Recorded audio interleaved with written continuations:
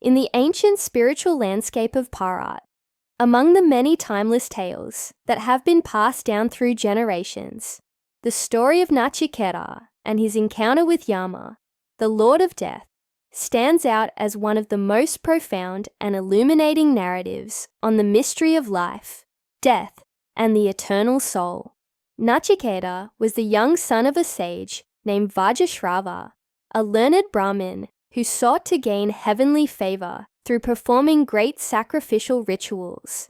However, his desire for earthly gain led him to offer old, weak, and unfit cattle in his yajna, undermining the sacredness of the ritual itself. The boy, sharp and perceptive beyond his years, noticed the hollowness of these offerings and questioned his father with unyielding sincerity. "To whom will you give me?" Nachiketa asked, curious about his fate, as his father prepared the sacrifices. In frustration and anger, Vajrashrava declared, "I give you to death." Those words, spoken in a moment of anger, were more than just an outburst.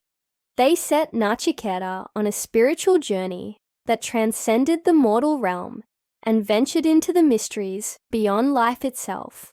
Taking his father's words literally and with unwavering courage, Nachiketa set out to meet Yama, the god of death, crossing the thresholds that ordinary mortals dare not enter. The journey to Yama's kingdom symbolizes the passage from the known world to the unknown, from life to death, from ignorance to wisdom. Upon arriving at the abode of death, Nachiketa found the Lord absent and waited patiently for 3 days and nights without food or water, demonstrating remarkable discipline and resolve. This period of waiting itself reflects the spiritual practice of tapasya, deep austerity and dedication in pursuit of truth. When Yama finally returned and saw the boy's steadfastness, he was moved by his determination and honored him as a guest, offering 3 boons as compensation for his absence. Nachiketa's requests were both thoughtful and revealing of his inner quest. For the first boon, he asked that his father's anger be appeased and that he be welcomed back lovingly, a wish that revealed his compassion and respect for family bonds, despite his own spiritual ambitions. For the second, he requested knowledge of the sacred fire sacrifice that grants one access to heaven, a symbol of attaining spiritual merit and liberation from worldly suffering. Yama imparted this secret ritual to him, signifying the passing of sacred wisdom from the divine to the seeker. The third boon was the most significant and daring. Nachiketa asked the ultimate question that humans have pondered since time immemorial. What happens after death? Does the soul survive, or is it extinguished? Yama, aware of the gravity of this question and the difficulty in answering it, initially tried to distract the boy with offers of wealth, power, and sensual pleasures, warning that even the gods find this truth elusive. But Nachiketa's determination to know the ultimate reality was unwavering, and he refused all temptations, insisting on hearing the truth.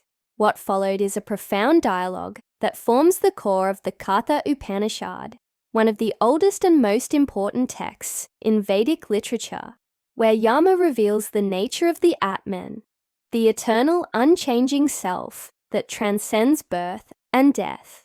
Yama explained that the Atman is not subject to decay or suffering. It is beyond all dualities, such as pleasure and pain, life and death, good and evil.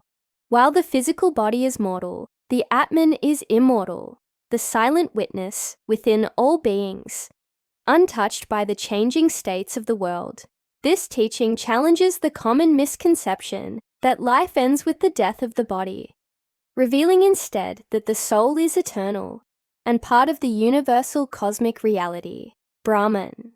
Yama further taught that ignorance of this truth causes humans to live in fear, attachment and suffering, mistaking the transient for the permanent.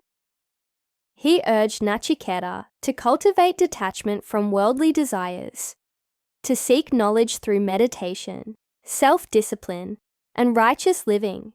Only by realizing the Atman's true nature can one attain moksha, liberation from the endless cycle of birth, death, and rebirth, samsara. Yama described the path of self-realization as difficult but rewarding, emphasizing that true wisdom comes from direct experience, not mere intellectual understanding.